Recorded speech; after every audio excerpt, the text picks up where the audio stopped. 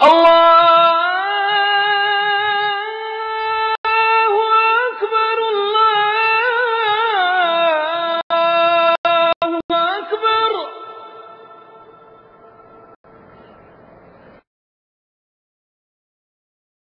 சொல்லக்கூடிய இந்த செய்திகள் எல்லாம் எழுதிய இமாம்கள் சாதாரண இமாம்கள் அல்ல.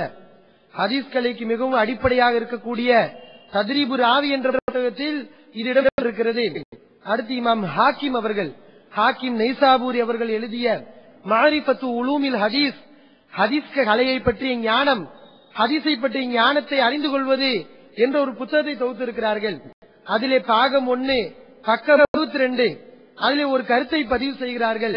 அனி ரபீ பின் ஹைசம் என்பவர் கூறுகிறார், இன்ன மினல் ஹதீஸி ஹதீஸன், ஹதீஸில் சில ஹதீஸ்கள் இருக்கிறது, லஹு லவ்உன் லலவ்ஹின் நஹாருடைய ஒளியை போல, அந்த பிரகாசத்தை போல அந்த ஹதீஸுக்கும் பிரகாசம் இருக்கும். நாரிஃபுஹு பிஹி, அதை வச்சு நம்ம தெரிஞ்சுக்கலாம் அது சரியான செய்தி என்று.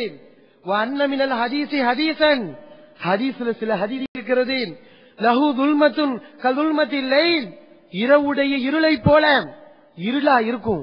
அதனுடைய கருத்தை வைத்து நாரிஃபுஹு பிஹா, அது பலகீனம் என்பதை தெரிந்து கொள்ளலாம். இது யாரு சொல்றா? ரபீ பின் ஹைசம் சொல்றாரு. அதை இமாம் ஹாக்கிம் அவர்கள் எடுத்து சொல்றாங்க.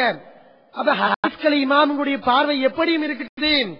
அறிவிப்பாளர் தொடர மட்டும் பார்க்க மாட்டாங்க, செய்தியும் பார்ப்பாங்க. செய்தி பளிச்சுன்னு இருக்கா, நபிகள் நாயகம் சொல்லி இருப்பாங்க என்றும் பார்க்கிறாங்க.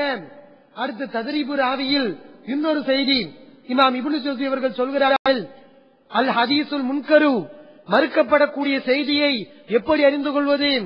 யக்ஷஇரு லஹு ஜில்து தாலிபில் இல்மி, கல்வியை தேடக்கூடிய மாணவனுடைய தோல் எல்லாம் சிலுசில் இருக்கும். அந்த செய்தியை படிச்சோனே உடனே புல்லரிக்குமா, இது எப்படி நபிகள் சொல்லி இருப்பாங்க, ரசூல் எப்படி இதை சொல்லுவாங்க, ரசூல் எப்படி குர்ஆனுக்கு மாற்றமா சொல்வாங்க, உடனே முடியெல்லாம் எழுந்து நிற்கும். அவனுடைய உள்ளம் அந்த செய்தி ஏற்றுக்கொள்ளாமல் விரண்டு ஓடும். யார் சொல்லியிருக்கா? இப்னு ஜௌஸி அவங்க சொல்றாங்க. நாம குர்ஆனுக்கு முரண்படுது சொல்லுகிறோமே, அதெல்லாம் நீங்க நியாயமா சிந்திச்சு பாருங்க. அது உண்மையில் நியாயமான சிந்தனை படைத்தவர்கள் ஏற்றுக்கொள்ள இயலாது. அவங்களுடைய உள்ளம் விரண்டு ஓடும். முஜிபுரம் உமர் என்னெல்லாம் பண்ணிருக்காரு அது அடுத்து வரும். அது மாதிரி புகாரில ஒரு செய்தியை சொன்னா இன்னும் தெளிவாக விளங்கும். இப்னு அப்பாஸ் அவர்கள் சொல்வதாக ஒரு செய்தி இடம்பெறுகிறது.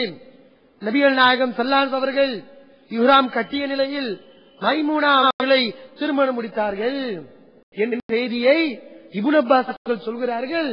இந்த செய்தி புகாரி 1837வது செய்தியாக இடம்பெறுகிறது. இப்படி ஒரு செய்தி. இதற்கு மாற்றமாக முஸ்லிமில் ஒரு செய்தி வருகிறது. மைமூனா அவர்களே சொல்வதாக, அன்ன ரசூலுல்லாஹி ஸல்லல்லாஹு அலைஹி வஸல்லம் தஸவஜஹா வஹுவ ஹலால், நபிகள் நாயகம் ஸல்லல்லாஹு அலைஹி அவர்கள் என்னை இஸ்லாம் கட்டாத நிலையில்தான் திருமணம் முடித்தார்கள். அப்படி ஒரு செய்தி முஸ்லிம்ல வருது. புகாரில் வரக்கூடிய செய்தி மைமூனா அவர்களை இஹ்ராம் கட்டிய நிலையில் முடித்தார்கள் என்று வருகிறது.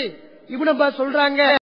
ஆனா முஸ்லிமில் மைமூனா அவர்களே சொல்றாங்க, நபிகள் நாயகம் என்னை இஹ்ராம் கட்டாத நிலையில் திருமணம் முடித்தார்கள் என்ற செய்தி வருது. இப்ப அறிஞர்கள் என்ன பண்றாங்க, புகாரில இப்னு அப்பாஸ் சொல்லக்கூடிய செய்தி இருந்தாலும், முஸ்லிமை விட புகாரி உயர்ந்ததாக இருந்தாலும், புகாரியுடைய இந்த செய்தி ஏத்துக்கிற மாட்டேங்கிறாங்க, முஸ்லிமுடைய செய்தியை தான் ஏத்துக்கிறாங்க. என்ன காரணம்? கருத்தை பாக்குறாங்க. இப்னு அப்பாஸ் சொல்லக்கூடிய செய்தியில சனது எல்லாம் சரியா இருக்கு, யாருமே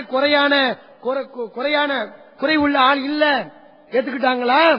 இல்ல, முஸ்லிமுடைய செய்தியை தான் எடுக்கிறாங்க. என்ன காரணம்? மைமூனா அவங்களே சொல்றாங்க, சம்பவத்தில் சம்பந்தப்பட்ட மைமூனா அவங்களே சொல்றாங்க, என்ன நபிகள் நாயகம் இஹ்ராம் கட்டாதையில் தான் முடித்தார்கள் அவங்க சொல்றாங்க. அப்ப சம்பவத்தில் சம்பந்தப்பட்டவருக்கு தான் அதிக ஞானம் இருக்கும், தெளிவா சொல்வாரு என்ற அடிப்படையில் முஸ்லிமுடைய செய்தியை தூக்கி பிடிக்கிறாங்க.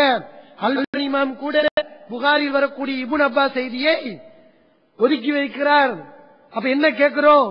கருத்தை வைத்து தானே நீங்க ஹதீஸை எடுக்கிறீங்க, சனது மட்டுமா பாக்குறீங்க என்ற ஒரு கேள்வியை நாம் வைக்கின்றோம். நீங்க முறையான ஹதீஸ் கலையில இமாம்கள் சொல்லி இருக்கக்கூடிய இந்த வழியை பெறாத காரணத்தினால்தான், இந்த மாதிரி முஜிபுர் ரஹ்மான் உமரியை போன்ற ஆட்கள் கிளம்பிய காரணத்தினால்தான் குர்ஆன் மட்டும் போதும் ஹதீஸ் வேண்டாம் என்று சொல்லக்கூடியவங்க கிளம்புனாங்க. நம்மள கேலி செய்யறது இந்த அஹ்ல குர்ஆன் போது சொல்றாங்களே, அவங்கள ஒடுக்குவதற்காக பல முயற்சிகளை செய்து கடுமையான யுத்தம் நடைபெற்றது. அதையெல்லாம் ஒரு வார்த்தையில கேலி செய்யறாரு. முறையற்ற விவாதம், அஹ்ல குர்ஆனோட முறையற்ற விவாதம் செய்ததுனால்தான் அஹ்ல குர்ஆன போனாங்க. ஒரு வார்த்தையில கேலி பாருங்க, கிண்டல பாருங்க.